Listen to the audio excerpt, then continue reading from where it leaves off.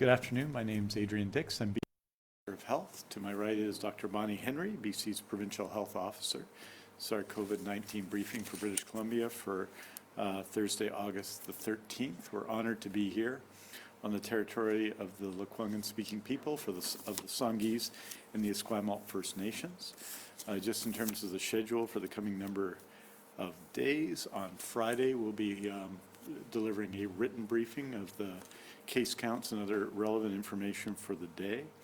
On Monday from Vancouver, I'll be giving a briefing with Dr. Reka Gustafson, the Deputy Provincial Health Officer and Vice President of the Provincial Health Services Authority.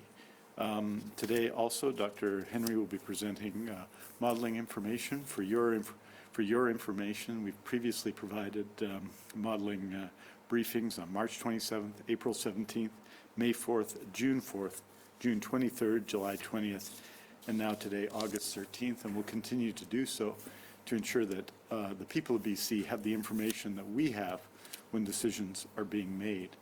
And with that, it's my honor to introduce Dr. Bonnie Henry. Thank you, and good afternoon. We'll start with a case update for today.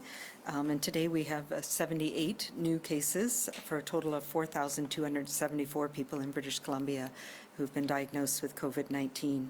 That includes 1,306 in Vancouver Coastal, 2,242 in the Fraser Health Region, 150 people on the Vancouver Island Health Region, 398 people in the Interior Health Region, 106 people in the Northern Health Region, and 72 people who reside outside of Canada.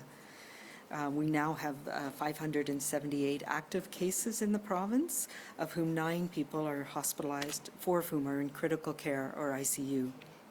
We have no new deaths to report today, thankfully, and we have 3,500 people who have recovered from COVID-19. Currently, there are 1,878 close contacts who are in isolation and are being actively monitored by public health because they have been exposed. And they are in all health authorities in the province.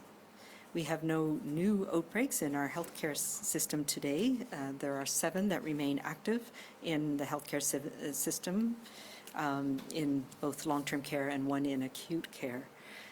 We now have 679 cases, so 409 residents who have been affected and 270 staff. There's 1 new community outbreak at the Okanagan Correctional Center in the Interior Health, and you will recall we had a small outbreak at that facility a number of months ago.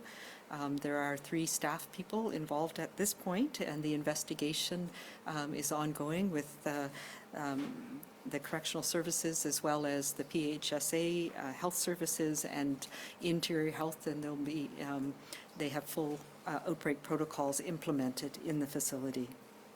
Health authorities continue as well to issue community exposure alerts for numbers of locations that we know are across the province, and also for flights coming into and out of BC where there have been people diagnosed with COVID-19. So please check on those health authority websites or the BC CDC websites and follow the advice that is provided there. So I will turn now to looking at some of the numbers and updating people on the epidemiology and some of the modeling, and also some of the information that we've obtained from you around the impacts of the pandemic and the measures that we've put in place over the last little while. I'll talk a little bit about the epidemiology. This is a profile of the last week that we've seen. As we know, we've had a steady increase in new cases over the past week. And along with that, what we've seen is a decrease in the median age of people who are being affected. And I'll talk a little bit more about that. We have 550 people now who've been hospitalized, 8 new people, and again the median age for hospitalization remains in the high 60s, and we have had a single death in the month of August, and the median age, of course, for people who have died remains quite high. This is our epidemic curve, updated to the end of last week, and this is by reported date, so that's the date that the test was reported. As you can see, we have a number of epidemiologically linked cases and laboratory diagnosed cases, and we've seen a steady increase in those cases, particularly since the beginning of July.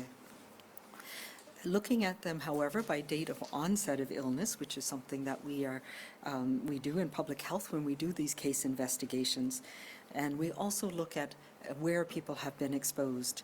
And so this epidemic curve shows this by likely source of infection. And what we can see is that most people are related to local cases and clusters. And this is the work that we're doing. We talk about contact tracing, being able to find people who have been exposed and make sure that they're in isolation. And that's how we stop those chains of transmission. So there are very few people who we don't have a link to in the province, despite our increasing numbers. And that's really a testament to the work that's being done by public health teams around the province. I will also note that we do continue to have introductions into the province from international travel. Some of these are temporary foreign workers who have come in from countries, particularly Mexico, and a number of them have become ill while in quarantine. And as you know, we have been providing quarantine support for all of the temporary foreign workers coming into British Columbia for 2 weeks prior to them going to the farms. And that has, I think, averted a number of potential outbreaks in farm settings. As well, we continue to have Canadians returning from other places around the world, including recently a number of people returning from India, from the US, and we have had a number of cases related to that as well. This is an update of the geographic distribution of our cases by health service delivery area of where the person resides. And again, you can see that all areas of the province have been affected. And though we've had increases in particularly interior health, the bulk of the cases still are located in the lower mainland of British Columbia. When we look at the age groups, and this is something that we've been looking at and following over time, but what you can see from this figure is that we've started to see a rapid increase in the last few weeks in younger people. And that's reflected in some of the numbers that we're seeing, as well as the discussion we've had over the last few weeks of exposure events, particularly social events, parties, get-togethers where younger people are coming together and the virus is being spread. The top line in the sort of dark pink is the 20 to 29-year-old age group, which we can see has gone up the most. And the green line just under that is 30 to 39. And we're now seeing that the proportion of cases by different ages has shifted. And in this graph, you'll see the proportion of cases in different age groups by phase of our pandemic. So the first bars represent January to May, January to middle of May, and we can see it's fairly evenly distributed. What we see is a preponderance of older people, and as we recall, many of the people who were infected early on reflected the outbreaks we had in long-term care homes. So there was younger people who were the healthcare workers providing care, and older people. And as we moved into phase 2 of our pandemic here in BC, we got a hold on some of the issues around long-term care, and we started to see an increase in younger people. And that was reflecting transmission events that we were seeing and some of the outbreaks we were seeing in workplaces, some of the poultry plants, for example, the correctional facilities, and younger age groups being affected. And now, between June and August 8th, we've seen a much broader increase, particularly in people in their 20s and 30s, and this is again related to some of the social events. There is still, of course, people reflected in there from workplace exposures, including healthcare workers, but it is also being driven by what we're seeing with people gathering and having social connections where this virus can be transmitted quite easily. These two graphs give us a better sense of that. When we look at the one on the left is under 20 years of age, and then from 20 to 39. And what we see over the 3 phases of our pandemic here in BC is that we've moved from having household contacts and being involved with outbreaks to having a shift in the connections and the exposure sites where younger people are getting exposed and infected. And what we call those our other known exposure really refers to places like bars and clubs and parties and social events that we know have been an issue in the last few weeks. Wanted to present some information around the ages of people who are getting infected in our province, not only to reflect that we are seeing a disproportionate increase in young adults, but also to remind people that we monitor very carefully for younger people as well, and we still see a very few infections relatively in children, particularly children under 10. We're now up to 78 children under 10 who've been diagnosed with COVID-19, 2 of whom were hospitalized. And so this reflects about 2% of our cases in the province, whereas children under the age of 10 are about 9% of our population. So they're underrepresented. Same goes for older children, 10 to 19 years of age, where we've had now 162 people diagnosed. And again, that's 4% of our cases in a population that represents 10% of the proportion in the population. In both those cases, very small numbers. Only 3 out of the entire group have required hospitalization. We've had nobody who's needed ICU care, and thankfully nobody who has died. We can also see that we've started to see a shift in the young adult age groups, where they make up a disproportionate now proportion of our cases, where 17 or 18% of our cases are in those age groups compared to their representative in the population of being only 13 or 14%. We have, of course, had an increased representation of older people in our cases, and we know that reflects primarily transmission in long-term care homes. And then you've seen this before. This is the distribution of our cases, people who were hospitalized, people who ended up in ICU, and deaths, and comparing them by age. So the first bars that we see on the far right are the proportion of that population or that age group that's in the general population in BC. So for those under age 10, it's about 9%, as we said, and the proportion of cases. We then move on to see that hospitalizations are very rare in young people and even in young adults. And we have had very few people who required ICU care, and we've had no deaths in anybody under the age of 40. The deaths, unfortunately, are heavily skewed to the older population, particularly people over the age of 80. Some of the things that are really important for us in being able to ensure that we can detect cases and manage outbreaks and clusters as they occur is our laboratory testing. And so I've presented a little bit of information about the tests that we're doing per week, the capacity for us to test, as well as our turnaround time. And as we can see, our numbers of tests are going up again as we are finding more people who've been exposed, and we're encouraging people to be tested with any symptoms at all. We've done, just today, we did another 3,800 or so tests in the last 24 hours. Most of the tests that we are seeing, the turnaround time is less than a day. There are some areas where testing has been increased quite a lot, and that turnaround time may be a bit slower for periods of time, but our lab capacity now is good, and we are continuing to build out our lab capacity as we go into the fall, and our intent is to be able to have rapid access to laboratory capacity at about 20,000 tests per day across the province. Some of the things that we have been following, as you may remember, is some of the modeling about the connections that we're having in BC and where that is putting us in terms of potential for the outbreaks to grow. This is our mobility data, and it shows again that we are slowly but surely increasing our connections in our communities.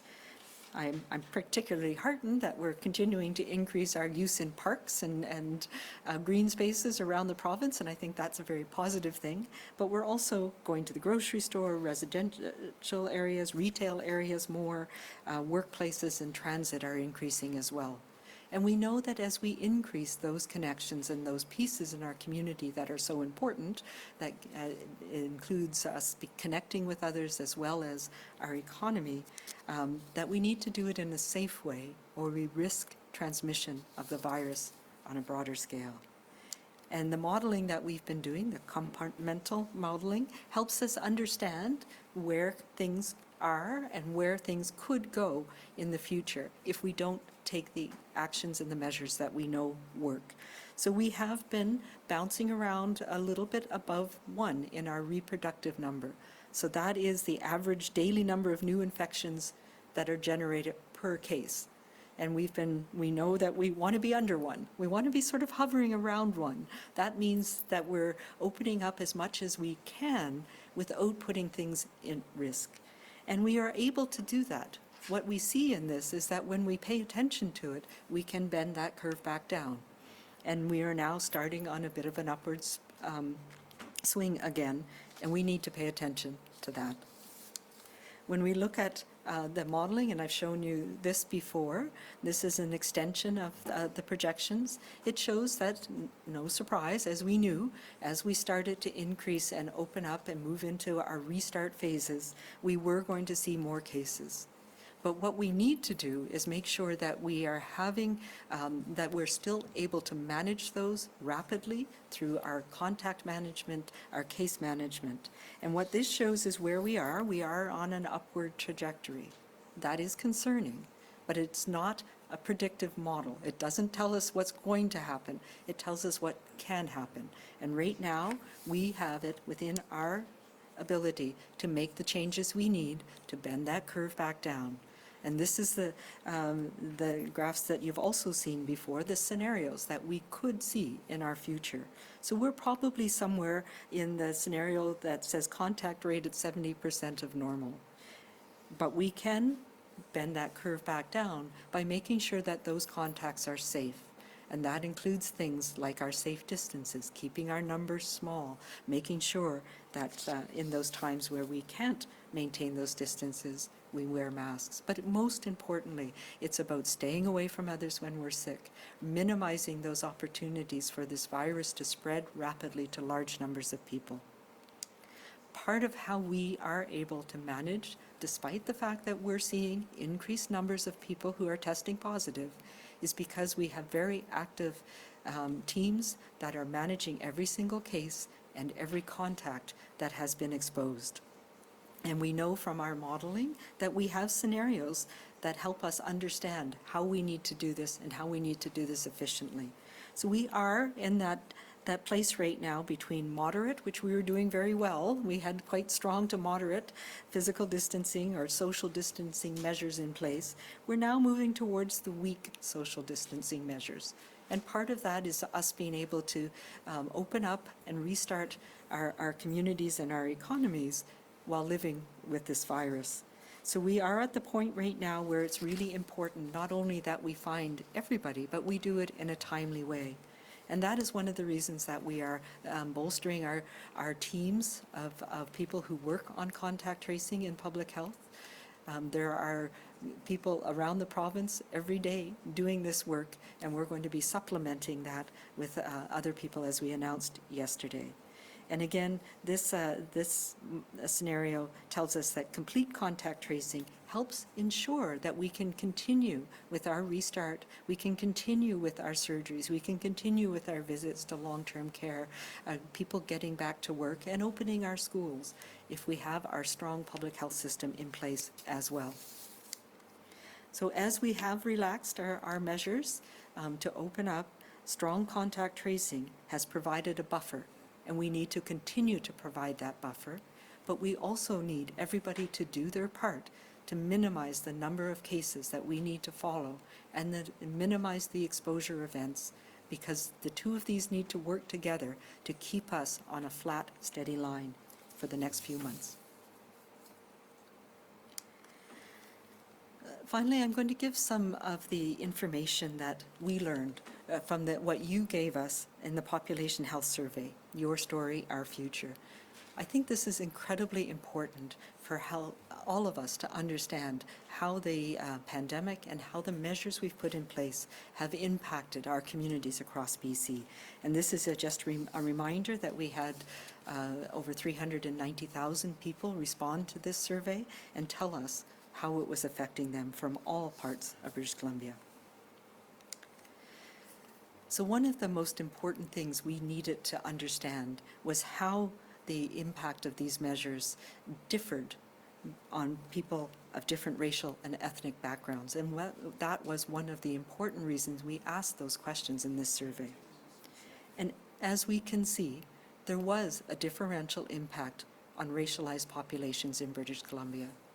Not a surprise to us, but it is something that we need to pay attention to. We've seen around the world that this virus and the measures that have been taken do expose some of the differential impacts or some of the inequities in our communities, and we're no different. We see that that West Asian, Latin American, and South Asian respondents were more likely to report increased difficulty meeting their financial needs during this period of time, and more likely to report not working directly because of COVID-19, whereas Caucasian respondents had less difficulty making ends meet, fewer were not working, they were less likely to avoid healthcare and had less food insecurity. The other areas we looked at were around difficulty accessing healthcare, and again, we see a differential where 30% of Japanese, Korean, and other South Asian respondents were more likely to report having difficulty. And also we see some positive things that are different by racial and ethnic backgrounds, including the fact that Latin American, Southeast Asian, and Black respondents were more likely to report an increased connection to family, which is a positive support and helps in terms of resiliency when these measures are happening. The other concerning thing, Caucasian respondents were more likely to report things like increased alcohol consumption, which can be concerning in terms of helping to cope with the measures that we've seen during this pandemic. We've also been looking at the impacts on people with lower income, by income, and we do find that individuals in the lower income strata suffer more negative economic and health consequences from the pandemic. In particular, they had people in the lowest income level had difficulty meeting financial needs, where up to over half had concerns in that area. 40% were food insecure because of the pandemic, and a quarter of people in the lowest income bracket were not working due to COVID-19. In addition, people with lower income were more likely to have chronic health conditions, experience increased concern about their health, were less able to stay home from work when they were sick, and this reflects the jobs that they were in, and they had more difficulty accessing health care. The other thing we wanted to understand more of was the impact of households that had school-aged children and whether there was differences by racialized groups on those households as well. And what we find in this is that although a number of racialized groups were more likely to report that children experienced impaired learning, what really strikes me across the board, all parents, 2/3, 3/4 of parents with households with school-aged children reported that their children had challenges with learning during the past few months. We also heard from parents that 78% of them reported decreased connections with friends that was concerning, and 59% reported increased child stress. This, of course, was reflected again among economic differences in the households.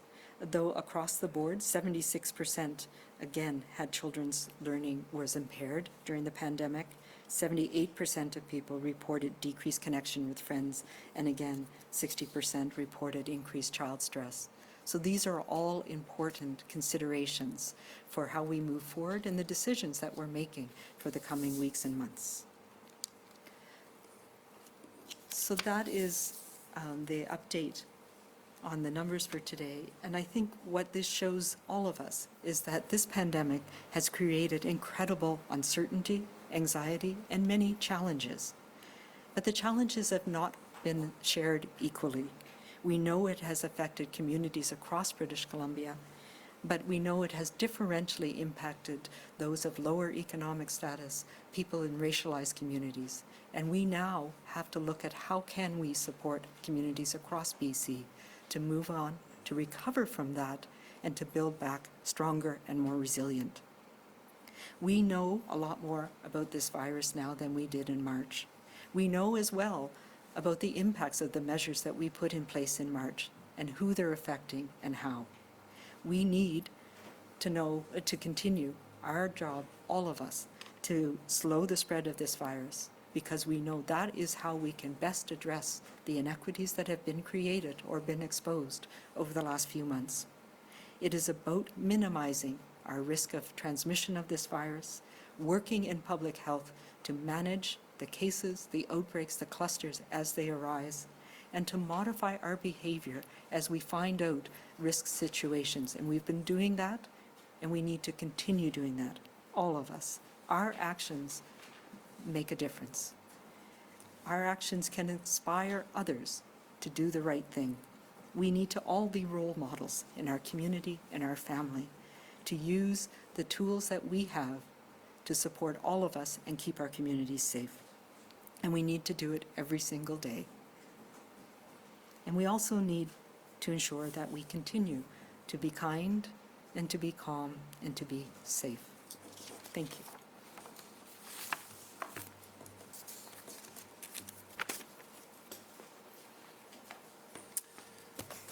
Thank you very much, Dr. Henry. And I think, first of all, I want to start by acknowledging that while no one passed away from COVID-19 today, that someone at Holy Family Hospital in Vancouver passed away in our report yesterday, our written report yesterday. I want to acknowledge that and express our deep condolences to the family. I think today's data illustrates what the broader review and the broader modeling discussion and the analysis that Dr. Henry has just presented shows.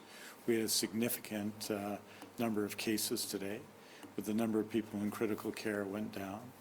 The person who passed away yesterday was the only person passed away from COVID-19 during the month of August in BC, a period where, for example, in Alberta, 24 people have passed away. So we are making some progress in some areas. There were no new resident cases in seniors' care. But let's be clear, higher case numbers put everyone at risk. They do. And we need to take steps to deal with those higher case numbers in the coming days and weeks ahead of us. And while that presents requirements for public health, it also puts requirements on all of us as citizens of the province. I want to say that after this presentation, we'll be starting a series, I'll be starting a series of meetings with people to build out a network of social influencers to communicate to people on various platforms who may not have heard our message or need to hear it again. We want to engage the whole community to influence one another to ensure that the advice of the public health officer, the advice of Dr. Henry and all of the other people in public health is followed in BC. We have to engage more, and we're going through that process. Part of that message is about private parties, frankly, which have been a significant source of problems. We have, of course, in our law and in our society, a respect for people's rights within their property. But I have to say this, that if you're thinking of organizing a party, especially one involving alcohol, where there's no specific limits on distancing that you're putting in place, you should not do so. And if you're invited to such a party by a friend, and they are not able to provide such assurances, then whether or not you consider the friendship is one question, but my advice is not to go. and that will be part of the message that we deliver. In addition, this weekend, and I want to make this clear to everybody, that we think that most people who run restaurants, most people who run bars, most people who are working out there are doing a very good job and sometimes are on the front lines of some difficult circumstances, and we appreciate that. But I want to make it clear that this weekend, that if you have banquet halls where private party takes place, you will be seeing environmental health officers and people in public health. And it's our expectation that the limits on the number of people at parties will be in place this weekend everywhere in BC that we can get at. We are going to ensure that that expectation is followed everywhere. And should it not be followed, inevitably, consequences must follow. I report every Thursday on surgery and surgery renewal, and I wanted to say a few things about that. First of all, as you know, on May 18th, we resumed on urgent scheduled surgeries, and this is our 15th update on the surgical renewal commitment.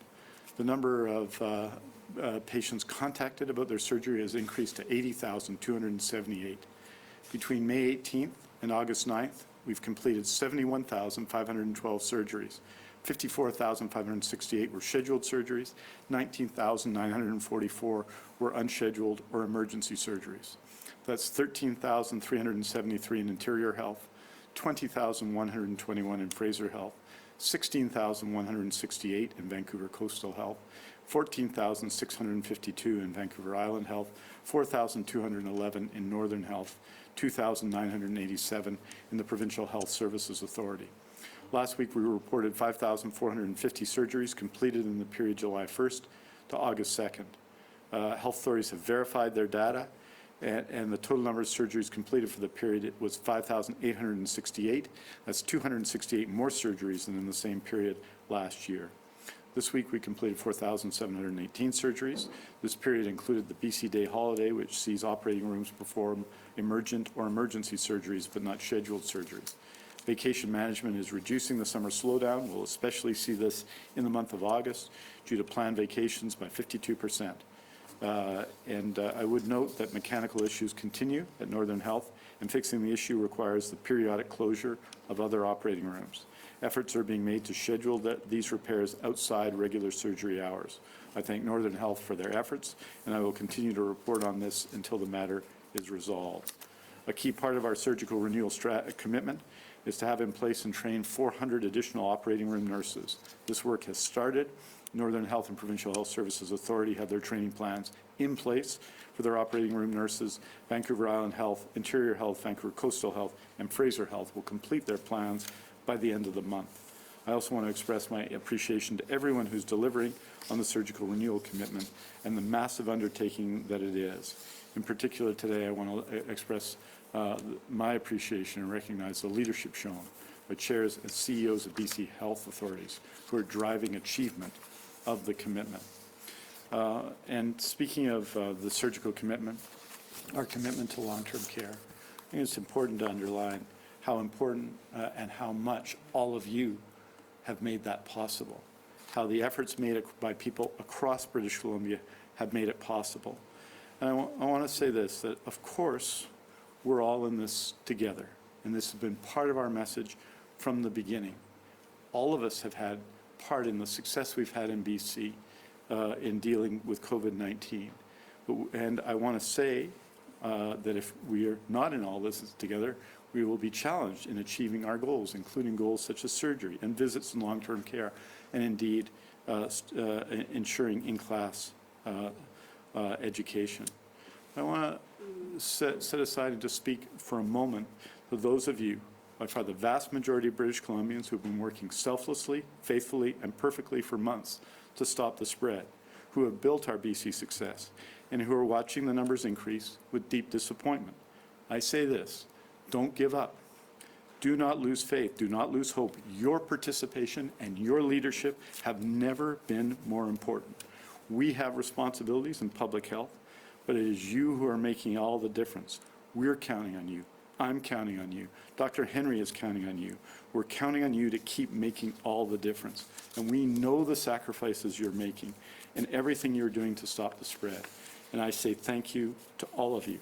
Keeping the door barred against COVID-19 has never been more important than it is right here, right now, and we are the ones to do it. As we go into the weekend, and I've talked about influencers and I've talked about additional action, we have people in our lives, maybe in their 20s and 30s, maybe of other ages. Maybe they're friends, colleagues, neighbors, nieces, nephews, daughters, sons, brothers and sisters, people we care about. Let's be the most effective social influencers we can be and help them stay in our fight and to rejoin if they've drifted. Let's help them to stop the spread by using our COVID courtesy to remind them that we're counting on them to use their COVID sense. Let's tell them we're counting on them and we're reaching out because they can always count on us. Let's make sure they know, as do we, that it's not too late to rejoin the fight. Aujourd'hui, nous annonçons 178 nouveaux cas qui ont testé positifs pour COVID-19 pour un total de 4 274 cas en Colombie-Britannique. Il n'y a eu aucun nouveau décès, et je m'en réjouis, lié au COVID-19 pour un total de 196 décès en Colombie-Britannique. Nous continuons à offrir nos condoléances à tous ceux qui ont perdu leurs proches pendant cette pandémie. Chaque région de santé compte des patients atteints de COVID-19. 1306 se trouvent à Vancouver Coastal, 2242 à Fraser, 150 sur l'île de Vancouver, 398 dans l'intérieur et 106 au nord. Parmi l'ensemble des cas confirmés de COVID-19, 9 personnes sont actuellement hospitalisées, dont 4 en soins intensifs. Thank you very much. Merci beaucoup. We're happy to take your questions. Thank you, Minister. As a reminder to everybody on the phone, please press star 1 to enter the queue or enter 1 question and follow up only. Please also take your phones off mute so you will not be authorized by recording. First question is from Epidemiology, CTV.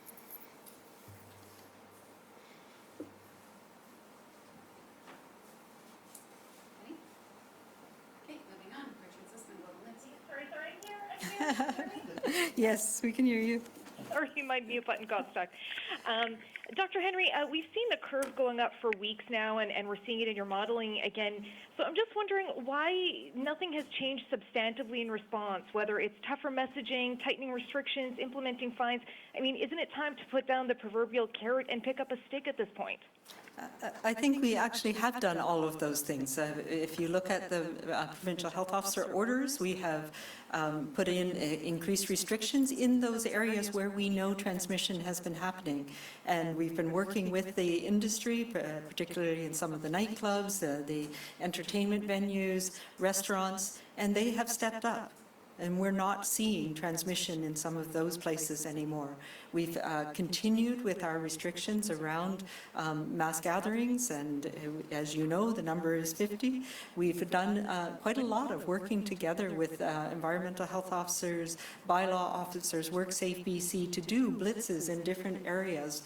And we've now, we learn more every time. And there's some people out there who are trying to skirt the rules, trying to find ways to get around things and hide things. And we are trying to find them. And we are appealing to those people who know these are happening. Where we know about them, they are being shut down. And this is something that we need to encourage others to police as well, because it will impact all of those businesses if we have to shut people down. And that has been effective. And I may not be as overt about it as some people, but we are absolutely making sure that we are taking the measures that are needed in those places where we're seeing transmission happening.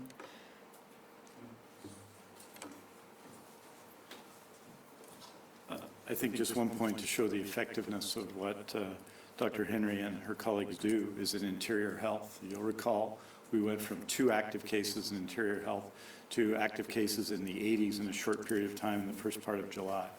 And action that was taken led by Dr. Henry, led by the team in interior health, but involved the whole community. And today, we're back down to 13 active cases in interior health. And that involved the community, but it also involved the leadership of our health officers. And so our challenge in Metro Vancouver is to also follow that path, because today and in many other days this week, the overwhelming majority of the cases have been in Metro Vancouver. So I believe that this can be done, and we are determined to work with people. But ultimately as well, it depends on the participation of everybody, and we are going to continue to call for that. We can't be in every house, can't be in every apartment, nor does anybody want us to be. So that means that we have to join together as part of a joint effort, and we're going to continue to call for that as well. Henny, do you have a follow-up question? Yeah, I do, and it's actually in relation to what Dr. Henry is saying in terms of trying to find these people. When the pandemic first started, the CDC told me that they had been planning for years for something like this, and they specifically had staff looking at social media for early signs of outbreaks. And I'm just wondering, have you pivoted on that strategy? Because I got to tell you, it's not hard to find social media posts at the same locations often again and again where people are partying or big groups are gathering with zero distancing. And I'm just wondering, have you had bylaw or health officials target locations like that based on social media? And could that be an effective strategy just to try to find those younger people that you've been searching out that seem to be the problem demo right now? The short answer is yes, and it's done in different ways in different parts of the province. And, I think we have to be a little bit careful about demonizing. Most young people are doing the right thing, and they are socially responsible, and they care a tremendous amount about their communities and their families. And so we have to be a little bit careful about tarring everybody with the same brush. But yes, we do use social media. We get reports of things. We investigate a number of, every day there are things that are purported to go on. I also will say that there's a lot of things on social media that are being hashed up and sent around that are not actually viable or true. Recently, I had a number of outraged people send me messages about something that was going to happen and notices, and it turned out it was something from 2017. So, I think we have to understand that social media is what it is. And yes, we absolutely look at those things, and we investigate when we hear of them. Next question is from Richard Sisman. Dr. Henry, and also I think Minister Dix as well will want to weigh in on this. Are you worried about increases in hospitalizations based on what we're looking at in terms of those charts? If we increase our contacts, we see the skyrocketing cases. Based on the younger demographic, are there still concerned that it will be putting pressure on our healthcare system? Oh, absolutely. That is one of the things from the very beginning that we worry about and we have been concerned about, as you know. But that is part of what we're doing with the team at BC CDC and my team and the medical health officers around the province. So there's a couple of things that we look at. We have been looking at the lag time between cases increasing and hospitalizations, and we have not seen that increase in the time frame that we had in the past, so that's good news. We are also watching very carefully, so we have some modeling that can look at the ages of cases and give us some sense of what's going to potentially happen down the road. You may note that in the last couple of weeks I've been reporting on the number of contacts that are in isolation around the province. Partly that's to ensure people understand that it's not just the person who tests positive who this is impacting. It's those people who were exposed, who are in the incubation period, where we have ordered them into isolation, where they can't go to work, they can't go to school, they can't enjoy things with their friends because they are at risk of developing those symptoms and becoming sick themselves. And that's how we break those transmission chains. But that also, when we follow up with those contacts, we look at the ages that we're talking about. So we have had some spillover into more at-risk populations. We've had some healthcare workers who work in long-term care, for example. We've had correctional officers. We've had other people whose jobs mean that they work with vulnerable people who have vulnerabilities to COVID-19. But we have not seen yet a tremendous spillover. The contacts that we're seeing, the people who've been exposed are not, they are mostly a younger age group as well. So that's a little bit reassuring, but absolutely, as we have more transmission, more exposure events, the probability increases that somebody's going to take this home to their family, to their granny, to their grandpa, to their long-term care home where they work, the hospital where they work, the correctional facility where they work, the work environment where they may be in close contact with other people. So that's the big worry, and that's why we need all of us to continue to keep our numbers small. It is important for us to socialize. It's incredibly important for young people to have those opportunities to be with others. It's part of the joy of our life, but we need to do it differently this summer. Richard, do you have a follow-up? I do. I'm just wondering if in these conversations you're having, not just with social influencers, but around designing a strategy targeting towards young people, if one of the things being considered is an ad campaign that shows the effect of COVID-19, like shows to young people what another young person getting the virus looks like, and whether that may be an effective strategy to deter some of this behavior. I mean, first of all, as Dr. Henry has said, today I think the number of people who are under active public health monitoring is 1,878. It was a little higher yesterday. I think it was 1,917. And that's over 1,800 people in self-isolation, not going to work, not going for groceries, not going out for fun, no contact with others, no immunity, no impunity. And so I think to remember that there are significant consequences for all those people, and I think one of the reasons why we're so focused, though, on an approach that involves people is that we need people when they're sick to contact us, to work with us, to do exactly what people in isolation are doing, which is to stay in isolation, and that's really important. The short answer is yes. I mean, part of reaching out to social influencers is to extend the reach of the messages that we're putting out and allow people and encourage people to put in their own terms the messages that Dr. Henry has delivered. And we need, and we're looking to build out that network. In addition to that, we're asking everyone to play their role as influencers because, as noted, this can have profound effects on people, and the people it's likely to most seriously affect are people that you love and people that you know closely, and so those are all strong reasons to follow the advice of Dr. Henry, and we are going to continue to reach out to build messaging, to do so with young people, but to do so with all groups in society, because what's clear to us, and we don't talk about who has tested positive and who hasn't or what, or we're not specific about that.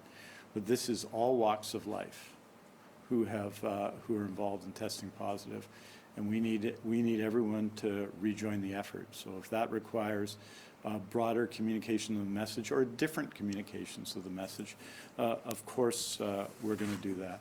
Final thing is there are 50,000 people working in long-term care. There's 150,000 people, depending on how you look at it, working in our healthcare system.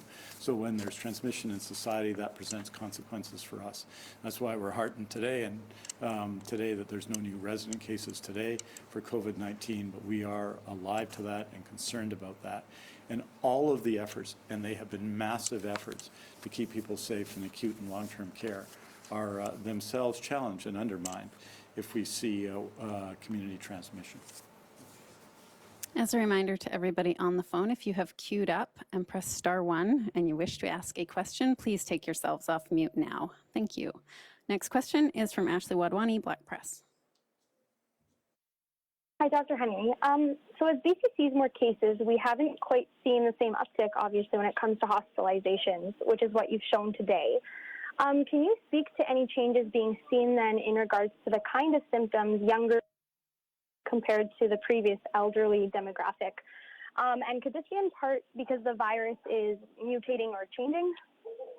Yeah, really good questions. So there's a couple of things. We do know that younger people are very likely to have very mild illness or not recognize symptoms. So that's why we're saying anything go get tested, particularly if you've been at one of the exposure events and people know who they are. And that's why we're seeing quite a lot of people going for testing. We did over 3,800 tests in the last 24 hours. And, a proportion of those were people who tested positive today. So that is something that we're looking at. So even very mild symptoms, and there's a whole list of them, you can go get tested. Having said that, we also found a very similar thing in elderly people, particularly our elders in long-term care, that sometimes they had very little or no symptoms at all, mostly things like fatigue, or they may have had, they may not have had a fever, for example. So we have adjusted as well to make sure that we test everybody in a care home, for example, if there's a case there. So this virus has proven to be quite stealthy that way, and that makes it a challenge for us. That's why it is so important that we reduce our potential for getting exposed in the first place. In terms of whether the virus has mutated, we haven't seen evidence of that. And a couple of times ago, we presented some of the data on the whole genome sequencing that we're doing of all of the cases in BC. And that's one way of helping us understand. And the thing about this virus that we're seeing around the world is it does change. It mutates, but relatively slowly compared to some other viruses like influenza, which change really, really quickly. So there's a couple of reasons why that's important. It means that immunity is likely to last for a longer period of time. It also means that the chances of a vaccine being effective for a longer period of time and in a broader population is slightly more likely. So that is something we watch really, really carefully. So good questions. Do you have a follow-up question, Ashley? Yeah, I do. Thank you. I know we've talked about this in the past, so I apologize if this is a repeat question in a way, but I recently spoke to someone who recovered from COVID. She's a bit younger, and she's still seeing mysterious kind of side effects that doctors aren't really sure if they're directly linked to COVID or from impacts of how her body had to fight it. So for the young people maybe listening to this who don't think they'll be drastically impacted by the virus per se, what do we know at this point about the long-term impacts, especially when essentially a person's immune system is how they have to fight the disease right now? Yeah, and that's also a really good point. We do know that for some people, and we don't always know who, some of it has to do with the way our own immune system reacts and our genetic makeup. Some people have very severe illness, and some people have long-lasting impacts, even with a milder form of the illness. So they may not have even been hospitalized. They may have had a relatively mild illness. But the things that we're hearing from young people is that fatigue, like difficulty even sitting up, profound fatigue that lasts for a long period of time. For those people who do have pneumonias, difficulty breathing, shortness of breath that can last for a long time. We also know for a subgroup of people, more likely to be men than women for reasons we don't completely understand, that they have increased clotting in their blood, and that can lead to clotting of the arteries around the heart and heart attacks, or it can lead to challenges with brain injury or with what we call pulmonary embolism, so big blood clots in the lungs that can actually happen weeks later. We've also seen in young teenagers and young adults that they can have a post-viral syndrome that can cause inflammation of the blood vessels, and it's been called a number of different things around the world. We have not seen any positive cases yet in BC that have been diagnosed, but we've been watching for it. So this is the MISC syndrome, and we have seen that around the world too. So we are learning more, and we are learning that there can be long-term impacts that can be quite severe, even for young people, and that last, we only have months to go right now, but that have lasted for many weeks and months for some people. Next question is from Marcella Bernardo, News 1130. Henry and Minister Dix, I know you've touched on this already, but because the approach BC has taken since March doesn't seem to be working, what action should people be taking when they witness others breaking the rules, such as, you know, if your neighbor's having a party or a banquet, or Just what would you tell people to do? Because not everyone should be calling 911. No, nobody should be calling 911 unless they have a medical emergency. Let's be very clear about that. But there are things people can do. You can certainly, there's bylaw officers that have jurisdiction around parties that are causing complaints and nuisance, etc. However, I do take a little bit of issue with your first statement. I actually think that what we have been doing has worked, and that's why we are where we are. And we know that the things that we have done and would continue to do are working. And it's a very small proportion of the population that are doing things that are causing some of these, the spread that we're seeing.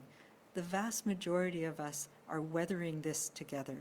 And that's what we need to continue to do, and continue to do it in a positive, supportive way, because that's the only way we're going to get through this over the coming months and years. So we all need to take a step back and make sure we don't always know the story of what's happening around us, and we don't always understand the issues that are happening. But if we do have concerns, there are places you can go. I don't know if you want to talk about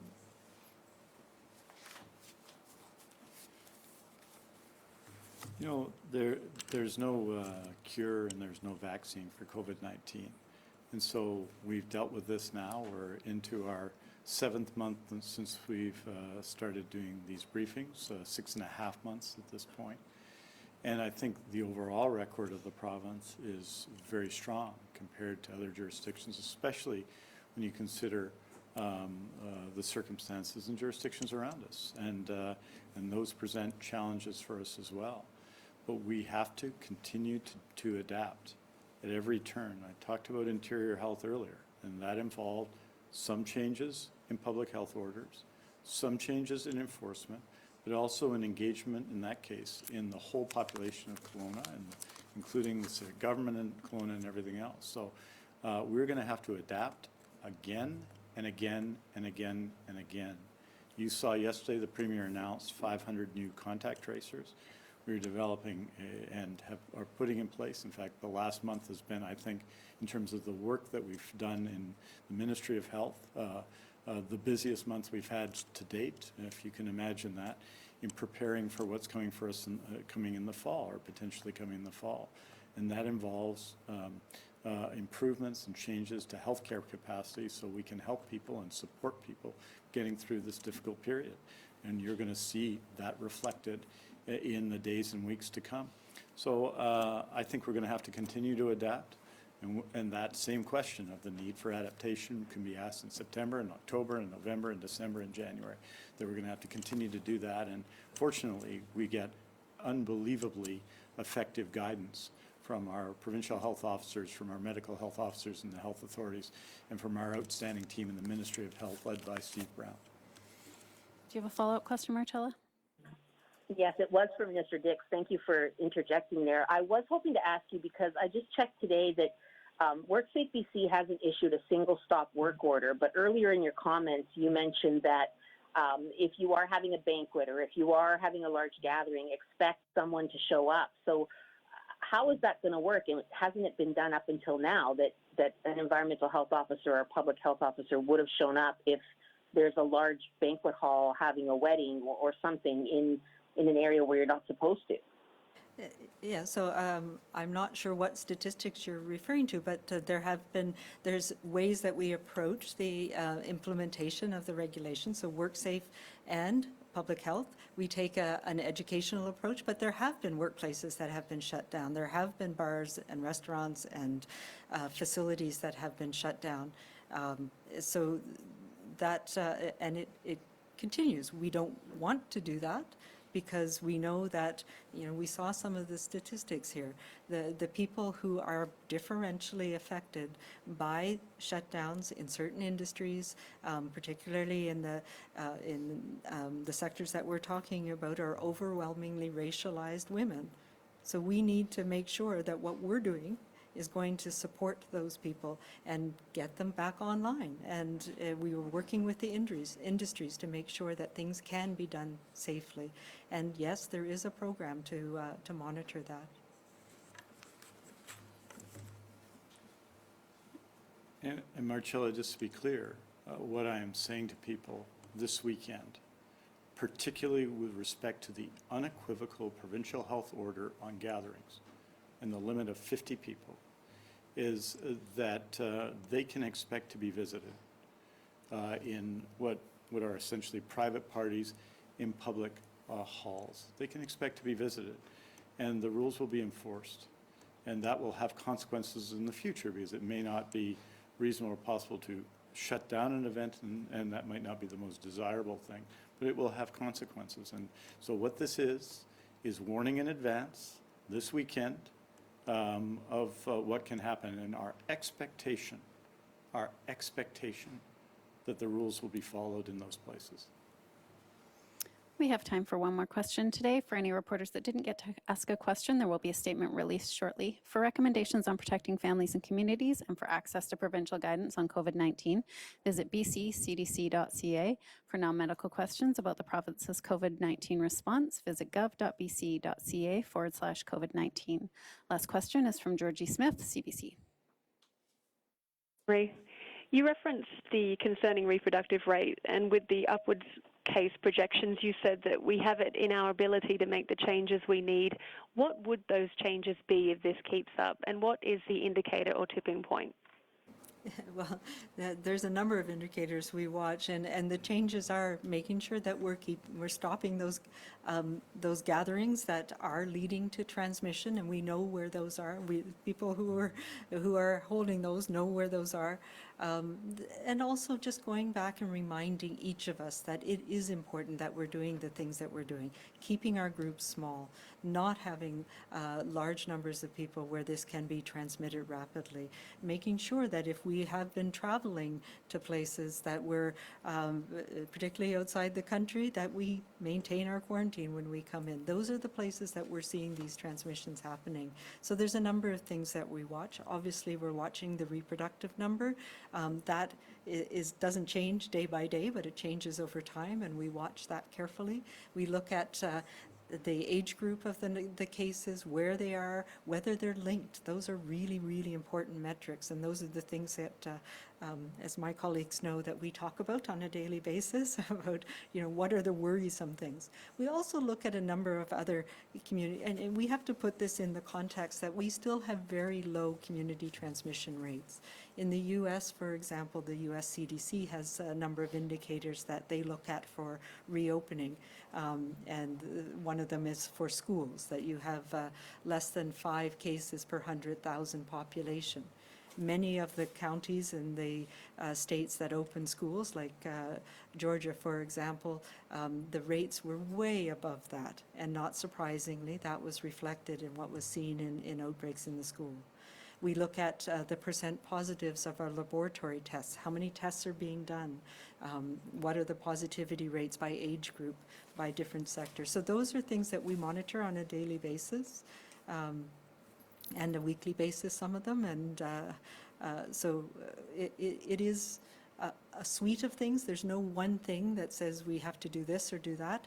It's making sure that we're monitoring a number of different things, and having that situational awareness, understanding of where transmissions are happening, and then having the discussions about what we need to do to stop those types of transmissions. Do you have a follow-up, Georgie? I do. Some are calling for nightclubs and bars to be closed entirely, given the increasing number of exposures involving nightlife venues. You've imposed stricter public health orders targeting those places, but we've continued to see cases at those venues. So at what point do you close them, even temporarily, to stop the party spreading? And given that this is where new cases are originating, would you expect to see a flattening of the curve after doing that? And an answer in French too, please. I will say here in BC, after we've imposed those stricter restrictions, we've not seen large numbers of transmission events. And so, yes, we have closed venues when we've seen, so here in BC as well, every business has to have a COVID safety plan. And so that is what we hold people to. And we have found places where those plans are inadequate, and those places are shut down until such time as the appropriate plans are put in place. So we are working with the industry and the nightclub industry in particular, particular, they have obviously an interest in making sure that people are playing by the rules so that they can all stay open. We are not at the point where we're seeing that we feel that we need to shut the entire industry down. Obviously, that's something we watch carefully.